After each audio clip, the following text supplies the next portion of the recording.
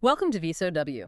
Glad to be diving in. Today, we're embarking on quite a comprehensive exploration of truth-telling, a concept that really sits at the very heart of human interaction, trust and, well, ultimately healing. Absolutely. It touches so many aspects of life. And it's not just some abstract philosophical idea, is it? It's a profound, tangible force. It shapes our lives from the most intimate decisions. Like in patient healthcare. Exactly. Right through to these complex, huge societal processes. Reconciliation after political violence, human rights abuses. Immense scale, yeah. So our mission in this deep dive really is to distill the most critical insights. We've looked at a whole range of sources. Qualitative studies, legal analyses, reports from truth commissions. A rich array, definitely. And we want to provide you with a concise yet, truly thorough understanding of this vital subject. Helping grasp not just what truth-telling is, but why it matters so profoundly. In such different contexts, let's unpack this. Okay, well, that's a perfect framing. To genuinely get a handle on this multifaceted nature of truth-telling, we absolutely need to start by grounding ourselves in the specific definitions. Right, across these two domains. Exactly. Yeah. So in healthcare first, truth-telling here is fundamentally, it's understood as a critical, ethical, and legal imperative for providers. It's an imperative. Strong word. It is. It signifies the absolute necessity of giving patients and their families all the necessary information. And you emphasize all. Yes, because this goes far beyond just, reciting medical facts or statistics. It's about conveying a complete, accurate, understandable picture of a patient's condition. Diagnosis, prognosis. Treatment options, potential outcomes, the whole picture. The goal here is deeply empowering. Empowering, how so? To ensure patients fully grasp their situation so they can make truly informed decisions about their care. They become active participants. We're not just passive recipients. Precisely. Active participants in their own health journey. That makes profound sense. It's about agency, isn't it? Over your own body, your own life. Exactly. Now, if we shift our lens to that grander, often more, it's tumultuous stage of socio-political contexts. Truth commissions. Yes, truth commission specifically. The definition of truth-telling, while still centered on disclosure, it really expands, doesn't it, in purpose and scope? It really does. Here, truth commissions are seen as these pivotal processes of social transformation. Transformation, not just reporting. Right. Their core purpose isn't just revealing facts for facts' sake. It's to actively rebuild political, economic, social relationships, things that have been shattered. Sometimes seemingly irrevocably. By conflict, by human rights abuses. They are meticulously designed, really, to expose the full, unvarnished magnitude of destruction. And crucial. To break the silence. That pervasive, suffocating silence of oppression that lingers long after the events have supposedly ended. Dragging what was hidden into the light. Into the harsh light of collective acknowledgement. All in the hope, of course, of beginning to heal. Beginning to heal. Okay. Precisely. And, back in the healthcare domain, this imperative for transparency, this commitment to full disclosure, it hasn't always been the norm. Not at all. Really? You mean doctors didn't always tell patients everything? Far from it. If we look back, even tracing back to ancient Greek medicine, there's ample evidence that providers sometimes fail to inform patients. Or even actively misinform them. Misinformed, wow. It might sound counterintuitive to us now, but not so long ago, a prevailing belief held that patients actually had a better chance of recovery if they knew less about their condition. Less? Why? It was a very paternalistic view. Doctor knows best. Think about studies from the 50s and 60s. Okay. They revealed that the vast majority of healthcare providers, we're talking over 70, 80% in some studies, would not disclose a cancer diagnosis. 70 to 80% wouldn't tell someone they had cancer. Correct. They often hid information, especially about impending death. They operated under this, patriarchal approach, making critical decisions for patients. Without full disclosure. Without any real full disclosure. The rationale, misguided as we see it now, was essentially to protect the patient from despair. To maintain hope. Maintain hope, perhaps simplify the doctor's own difficult task. It was a different era, a different mindset entirely. It's just an almost unimaginable contrast to where we seem to be today. Absolutely. Because over the last, 2, maybe 3 decades, we've seen a truly monumental transformation here. Profound. There was a striking study in 2011, for example. It showed a dramatic reversal. A staggering 97% of healthcare providers now state they would disclose a cancer diagnosis. 97%. Think about that shift. From a vast majority withholding transitioning to almost universal disclosure. It's huge. It is. And this profound change isn't just a statistical blip, right? No. It reflects a deep evolution in professional ethics, an increasing and correct recognition of a patient's fundamental right to accurate, comprehensive information. So the whole approach has shifted. Emphatically shifted towards truly patient-centered behavior, driven by a desire to enhance patient satisfaction, foster autonomy, and crucially, minimize potential harm. Both physical and psychological harm. Exactly. It's a complete philosophical pivot, really, in how providers view their role and their relationship with patients. And the rationale behind this shift, this move to open disclosure, it sounds pretty solid. Oh, it's incredibly robust, supported by both ethics and, importantly, evidence. The modern view really champions truth-telling as the essential means to empower patients. Empowerment again. Yes. When armed with comprehensive information, patients can fully understand their options, weigh risks and benefits, make truly informed decisions. And this leads to better outcomes. Well, what we found is that this transparency ultimately seems to improve treatment outcomes, not just because patients are more compliant, but because they're more engaged, more psychologically prepared. Right, they're part of the process. Exactly. This level of transparency is now seen as absolutely essential for strengthening trust in that patient-provider relationship. Which is foundational. Foundational to good care. It reduces potential harm, and it even minimizes legal conflicts that can arise from perceived non-disclosure or negligence. So it shifts the dynamic. Completely. Yeah. From passive recipient to active, informed participant, recognizing that a well-informed patient is just far better equipped to navigate the complexities of their health journey. Okay, so this robust shift towards transparency, patient autonomy, it brings us right up against a really fascinating and often intensely controversial concept in healthcare. Ah, yes. Therapeutic privilege. Therapeutic privilege. It sounds like something pulled straight out of a medical drama, doesn't it? It kind of does, yeah. So at its core, what is it?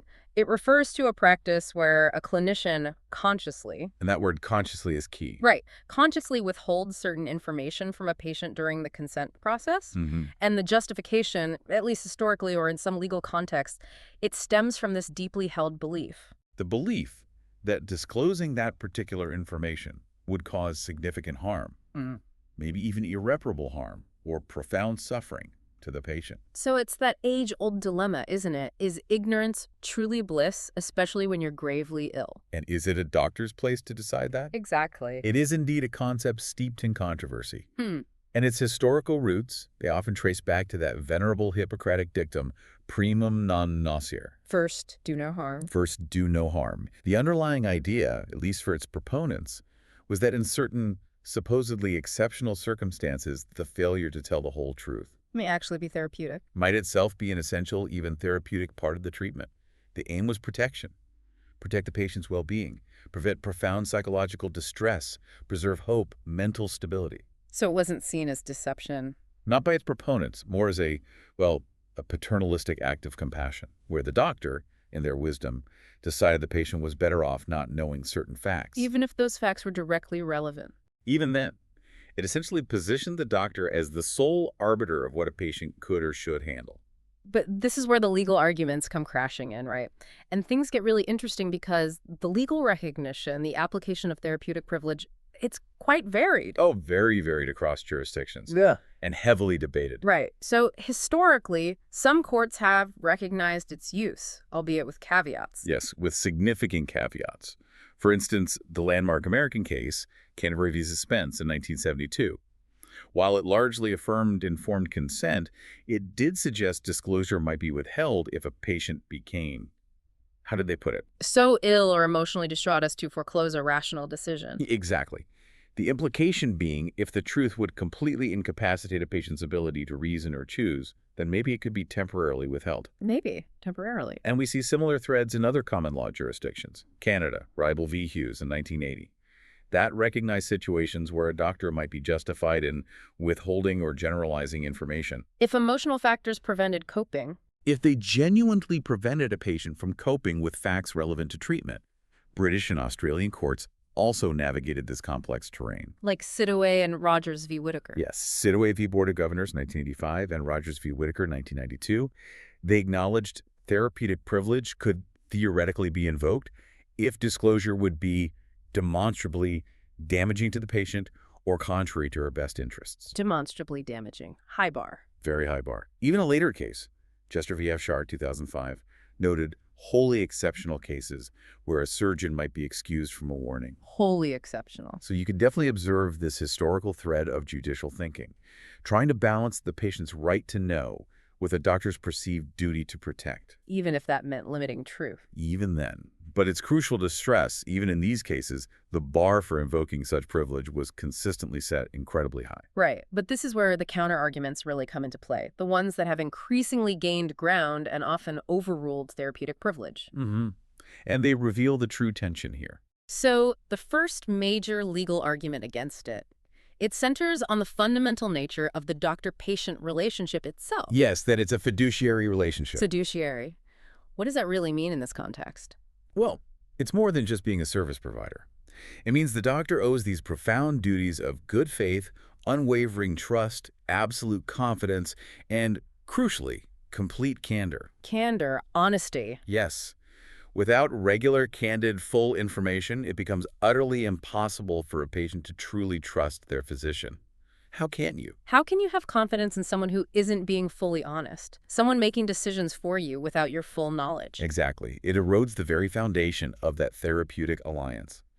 To elaborate on fiduciary, it implies this relationship where one party, the doctor, holds power and knowledge. A definite power imbalance. Huge. And they are legally and ethically bound to act solely in the patient's best interest, prioritizing their welfare above all else. Including their own convenience or subjective wisdom. Precisely. And the fiduciary duty is what ensures that power isn't abused, making full disclosure a cornerstone, not an option. Okay.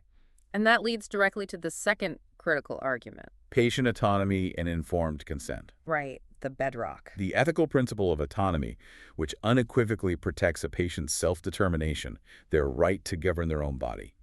It goes hand in hand with truth-telling. Can't separate them. You really can't.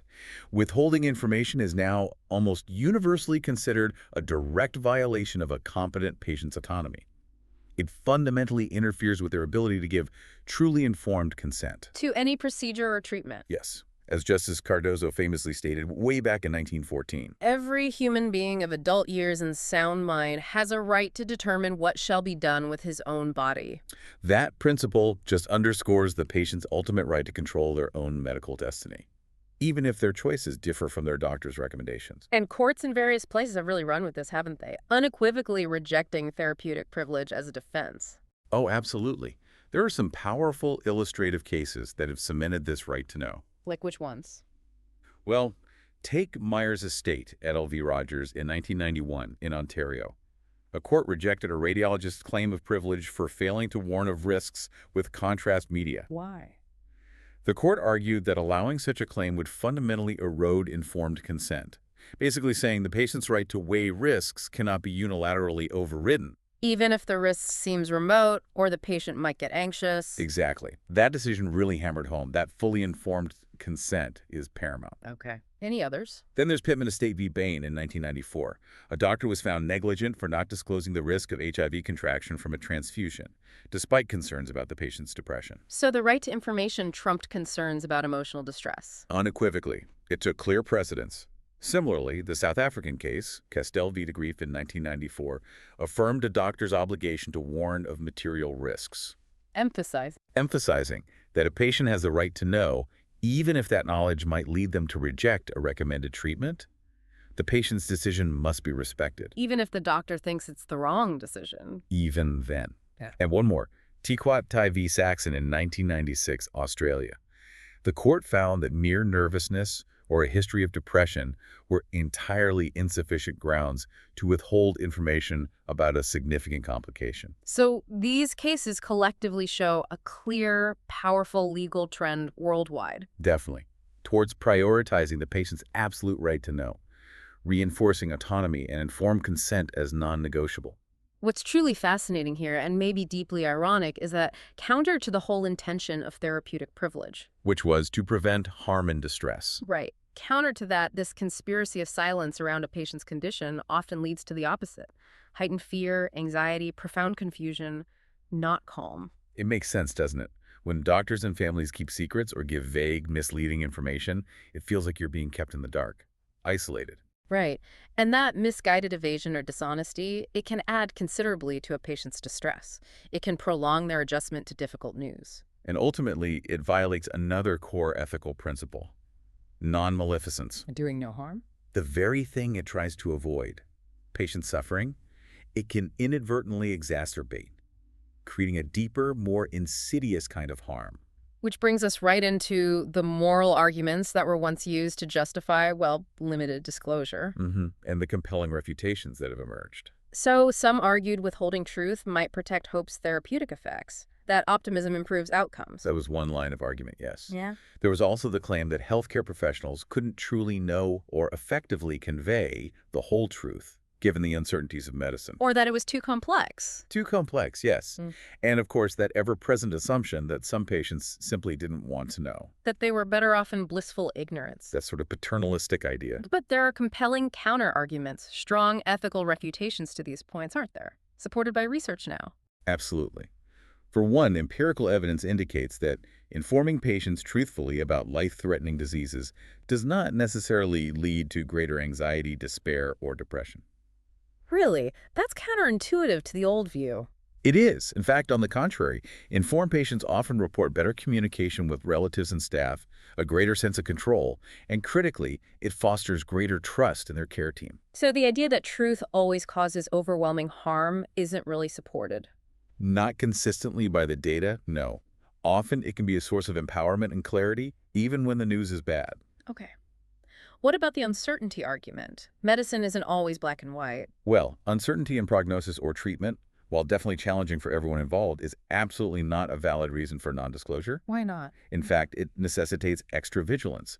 You need to ensure patients receive all available information, including the limitations of our knowledge. So they can participate in decision-making. Meaningfully participate in collaborative decision-making. Knowing what to expect, even if we don't know everything yet, allows patients to prepare mentally. Organize affairs, have important conversations. Make informed choices, even when options are limited.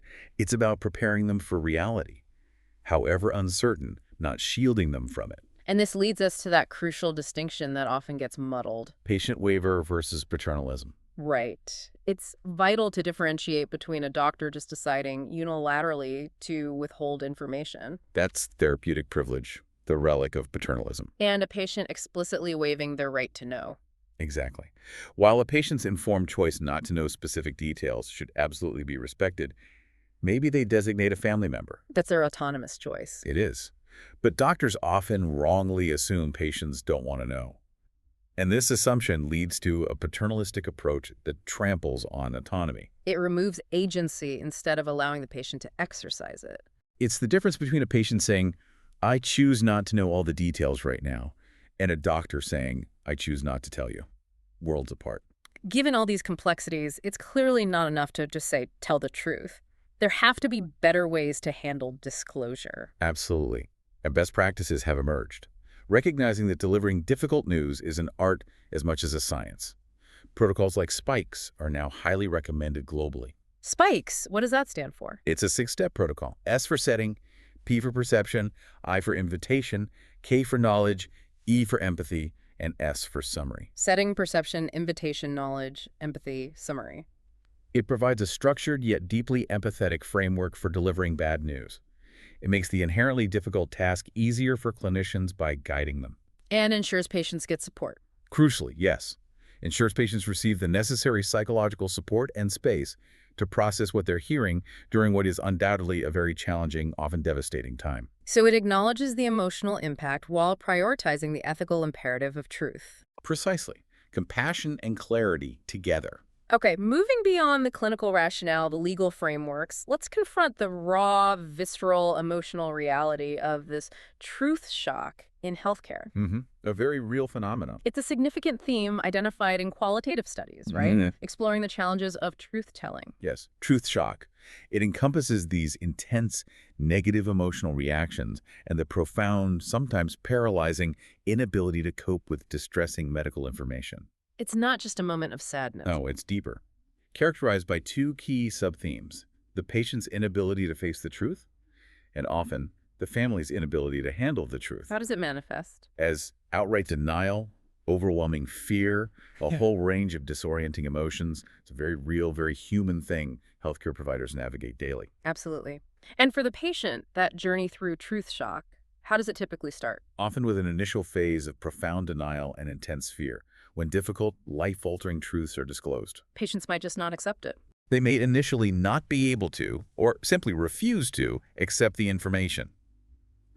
This denial, it's often driven by a deep-seated, understandable fear. Fear of the consequences. Fear of losing independence, becoming a burden, confronting the terrifying proximity of death, facing separation from family. All the big existential fears. Exactly. Some patients actively strive to maintain their equilibrium, their mental health, by denying the disease entirely. Even saying things like, Expressing sentiments like, the doctor did a good thing by not telling me the truth earlier. Seeing non-disclosure as protective. it's a defense mechanism. A powerful, almost primal defense mechanism against overwhelming information and existential dread. And when that wall of denial, as you called it, eventually starts to crumble, what happens then? You can give way to a devastating flood of powerful negative emotions. Like anger. Guilt, anger, deep-seated guilt, even hatred towards their fate or the perceived cause. Patients may viscerally question their existence. God, why me? Grappling with guilt, searching for blame. Trying to make sense of it. It's a very painful, tumultuous emotional process, a critical phase of processing the truth. But despite that initial shock, denial, the turmoil, do patients typically move towards acceptance? Yes, they typically do begin a process of gradual, often arduous acceptance. It's rarely linear, though. And it's often facilitated by Various external and internal factors. Strong family ties are huge. Deeply held religious beliefs can provide a framework for coping, finding meaning. and peer support. Critically important. Positive interactions with peer groups who've faced similar challenges. For example, someone with cancer finding strengths from their spouse, but also from discussions with others in chemo. Leading them to trust in something, maybe a higher power, and commit to treatment. Exactly, finding a new path forward, eventually. And it's not just the patient experiencing this, is it? The family's experience of truth shock can be equally intense. Equally, if not sometimes more, profound and difficult to manage, yes. So when families get distressing information about the disease, prognosis, treatment, even news of death, how might they react? They might react with outright disbelief, show sharp, violent emotional reactions, aggressively attempt to deny the truth, sometimes even lashing out. Lashing out how? Healthcare providers in some studies reported extreme instances. Despite extensive preparation, a patient's death leading to chaos in the ward, threats, throwing stones at the attending physician. Wow, that's extreme. It's an extreme reaction, certainly rare, but it starkly highlights the immense emotional burden and distress families can experience when confronted with unavoidable, painful truths. It absolutely does. Underscores that deep human response to loss and fear. And it's profoundly important to recognize these states, these reactions, denial, anger, acceptance, they are not universal. Right. They vary hugely. Significantly, among different patients, different families, influenced by a complex interplay of factors. What about cultural background? Literacy, cultural background, literacy levels, broader socio-demographics shaping worldview and resources, an individual's capacity for understanding complex information, unique personality traits. So many variables. Immense variability, which underscores the paramount need for highly individualized, empathetic, and culturally sensitive approaches to truth-telling. One size just does not fit all. Which brings us perfectly to the next critical area. These often overlooked cultural complexities and the prevalence of secrecy in healthcare disclosure. A major factor in many parts of the world. There seems to be a notable fundamental difference between, say, East and West when it comes to truth-telling norms, especially with serious diagnoses. There often is, yes. In Western societies, as reflected in documents like the EU Charter of Patients' Rights or the American Hospital Association's declarations, There's a strong prioritization of patient autonomy and direct communication. The overwhelming emphasis is on the patient's absolute right to receive comprehensive information directly. Diagnosis, treatment, prognosis, no filter. the aim being empowerment, control. Exactly. Empowering them to make informed decisions, feel in control of their personal situation. Okay. And in contrast, Eastern societies. In stark contrast, many Eastern societies, including Islamic countries like Iran, mentioned in the sources, often prefer, or culturally mandate, that bad news goes primarily to the family first. Family first. Why? The main focus is typically on preventing psychological stress and emotional harm for the patient. The family then plays this crucial central supportive role. As primary receivers, gatekeeper. Effectively, yes, gatekeepers of sensitive information. It isn't necessarily about malicious deception, but a deeply ingrained cultural practice. Centered on collective responsibility, protection. Collective responsibility, a protective function, strong familial cohesion. The individual's well-being viewed through the lens of the family unit's strength and stability. And this dynamic profoundly shapes the role of the family, potentially leading to secrecy. It absolutely can. In many Eastern cultures, families don't just support the patient. They hold a crucial, central role in care and treatment decisions, and in helping the patient adapt. So traditional beliefs might lead family members to make decisions for the patient. Frequently, yes. Sometimes even overriding the patient's own desire for information, assuming they know what's best for their loved one's emotional state. It's a profound difference in the locus of decision-making authority. And this strong family involvement, the studies show, can result in families actively preventing disclosure. Yes, actively preventing healthcare providers from sharing accurate, complete information directly with the patient. They might even provide incorrect or misleading information themselves if the patient asks questions. What's the motivation there, usually? A common, deeply rooted motivation is the family's genuine fear of the truth's potential negative impact. They sincerely believe they understand the patient's mental state, their fragility. And feel they need to make this protective decision. Exactly. And while this protective function can offer unique advantages, emotional support, collective decision-making, it often becomes a very significant, almost insurmountable barrier to direct truth-telling. Creating an ethical dilemma for the provider. A huge one. And this, in turn, creates significant challenges for those healthcare providers working within these cultural contexts. Often ethical challenges, yes. They themselves might choose not to tell the full truth for various reasons, right? Beyond just family pressure. Absolutely.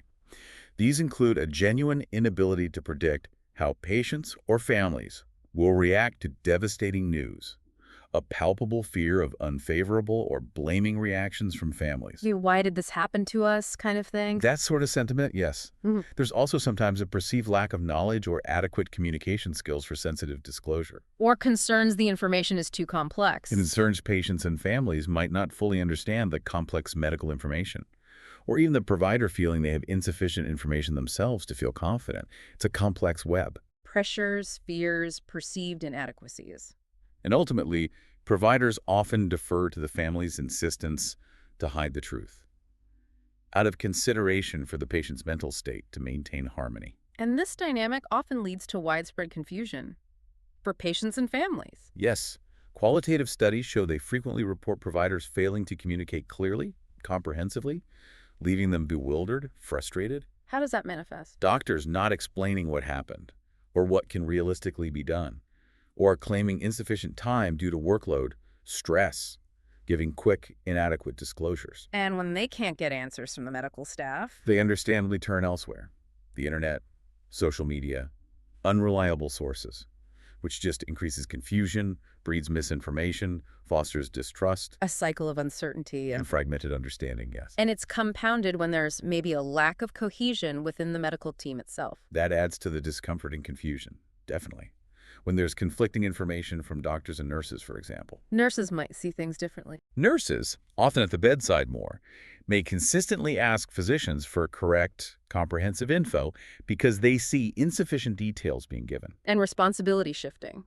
Yes, some care staff might try to assign the responsibility of truth-telling to others, maybe due to discomfort, lack of training, leading to immense frustration. Patients and families get shunted around, unsure who to trust for honest answers. Creates a vacuum of reliable information, leaving them feeling lost, unsupported. Despite these cultural nuances, these practical challenges, a critical observation emerges from the studies. Which is? Many patients, particularly in cultures where family-led disclosure is common, are simply not aware of their legal or ethical rights. Rights to receive information, to determine their own care. Exactly. This fundamental lack of awareness often results in providers and families making crucial decisions on their behalf without the patient's active participation or informed consent. And sometimes they might attribute bad outcomes to fate or divine will, rather than seeking further information or understanding the medical reasons. This passive acceptance, while maybe culturally rooted, can be detrimental. prevents informed participation, accountability. Yes. And yet, despite all these challenges, the healthcare providers in these same studies, they still emphasize the patient's right to know.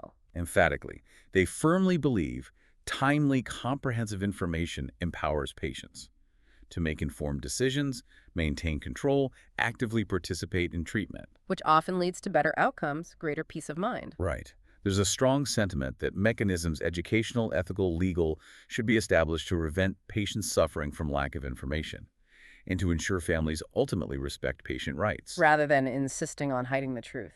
The patient's rights, they argue, must be honored, with robust support provided to help them accept difficult news and continue their treatment journey with full awareness. So the research really concludes that effective, satisfying delivery of bad news, especially in diverse settings, it requires a really nuanced approach. Incredibly nuanced, rooted in profound cultural sensitivity, deep respect for patient preferences, and unwavering ethical values. Which means actively planning, preparing patients and families. Yes. Showing acute cultural awareness, understanding local customs, clearly explaining the importance of truth-telling, including patient rights, autonomy to family members who might act as gatekeepers. And incorporating spiritual elements. Thoughtfully incorporating spiritual and religious elements where appropriate, as these often provide a vital framework for coping. Ultimately, providers need comprehensive, culturally appropriate strategies. Integrating strong communication skills with legal and ethical considerations. Seamlessly, ensuring both compassion and clarity. Okay, let's pivot now from that deeply personal, often intimate realm of healthcare truth-telling to the complex societal healing processes after political violence, human rights abuses. Right, the role of truth commissions. Exactly. These commissions are understood as fundamental strategies for social transformation, aren't they? Yes, specifically aimed at rebuilding societies shattered by conflict and systemic violence. And their overarching goals are ambitious, profound. Both. Promoting reconciliation between former adversaries, outlining necessary institutional and legal reforms to prevent recurrence, helping stop future abuses. And they provide a platform. A crucial, officially sanctioned platform for victims to air their pain, to tell their long-silenced stories, and offer official acknowledgement of a suppressed, often denied past. And this acknowledgement fosters healing. It fosters a powerful sense of healing by removing that fear of repetition, creating what's often called psychic space for recovery. Psychic space. That's a powerful concept. What does that really mean? Well, it's not just abstract. It means clearing away that constant internal burden of suppression, the fear of reprisal for speaking out, the crushing feeling of being unheard, invisible. Like finding solid ground after walking on quicksand. Exactly. Allowing the mind to begin processing the trauma without the added weight of silence and denial.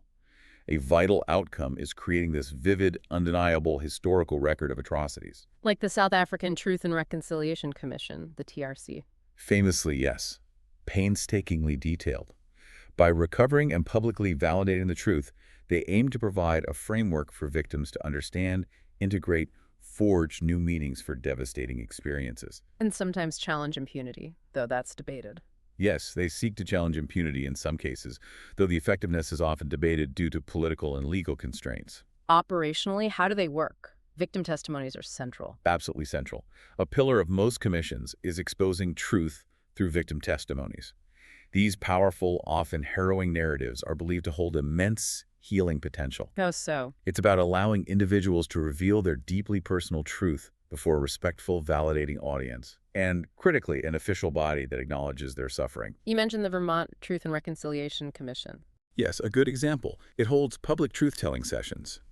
Vermonters share experiences of discrimination from state laws, policies. In a public setting, recorded. Auditorium-style setting, meticulously recorded, broadcast publicly, witnesses invited to attend in person, ensuring broad access, accountability. How long do people speak? Typically scheduled for 30 minutes, with options for longer private sessions or written submissions, recognizing the profound effort and courage involved. It really is about giving voice to the voiceless. Transforming private pain into public record.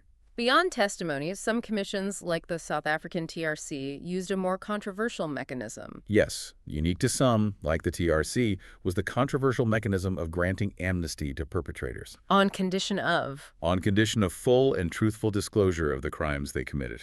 That sounds like a difficult trade-off. It was a pragmatic yet incredibly fraught attempt trying to open new possibilities in transitional justice, prioritizing truth over immediate retributive justice. Especially if widespread prosecution was impossible or destabilizing. Right.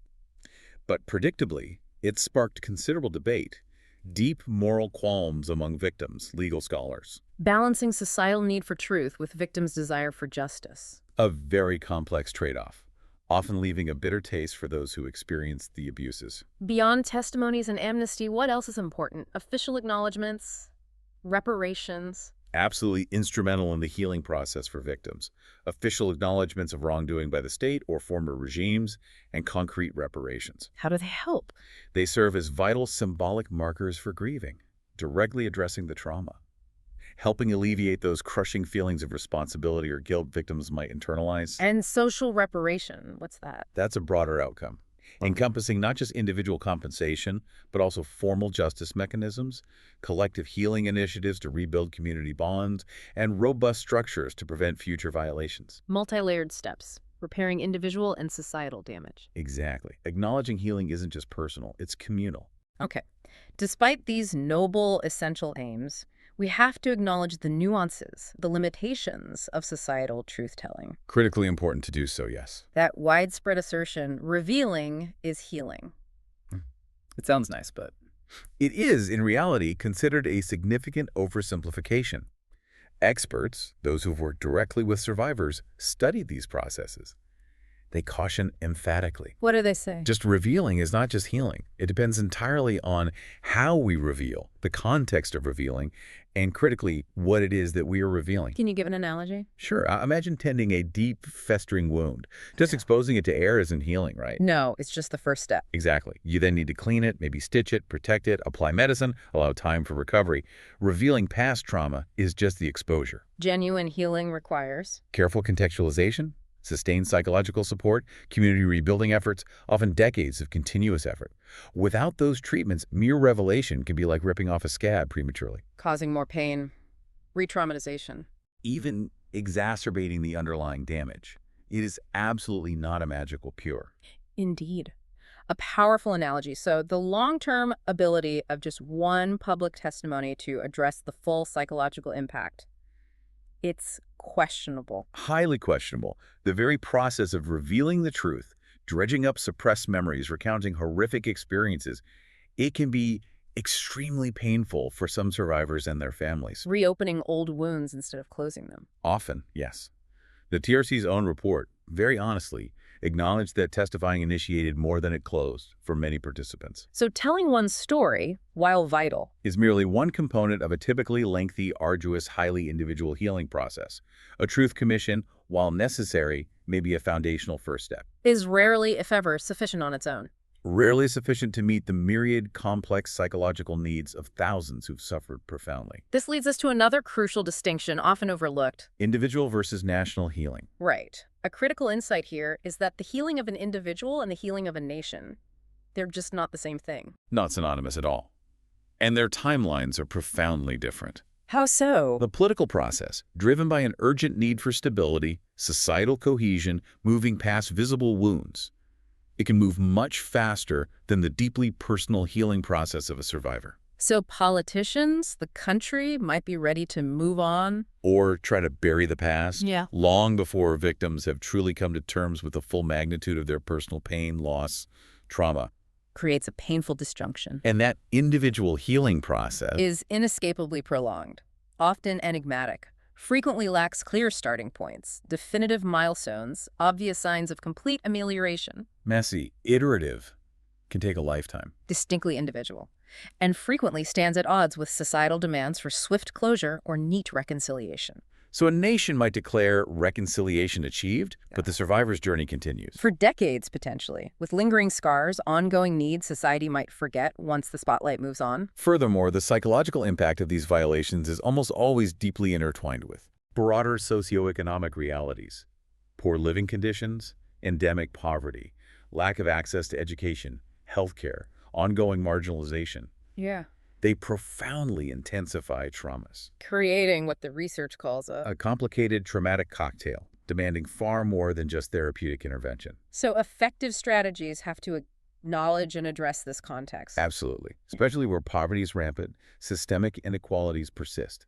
You simply cannot separate an individual's mind from their fundamental lived environment and daily struggles. This holistic view, then, necessitates Ongoing medical, traditional self-help, comprehensive psychological support services for thousands, potentially hundreds of thousands of victims. and beyond individual support. Repairing deeply fractured community and cultural bonds. Robust socioeconomic upliftment programs, jobs, housing, justice access, land reform. These might be just as, if not more, crucial. Especially where societal cohesion is damaged. It's about rebuilding the entire fabric of society, not just patching up individual minds. And a significant challenge, often leading to real dissatisfaction among victims, lies with reparations. The huge area of difficulty, yes. Despite comprehensive recommendations by commissions, reparations often fall significantly short in practice. Leading to dissatisfaction, feeling re-victimized. Deep, persistent dissatisfaction. Victims feel betrayed by broken promises. In South Africa, for example, the recommended U.S. $400 million Was drastically reduced. to a mere U.S. $80 million and restructured, leaving many victims feeling uncompensated, unheard, ultimately betrayed.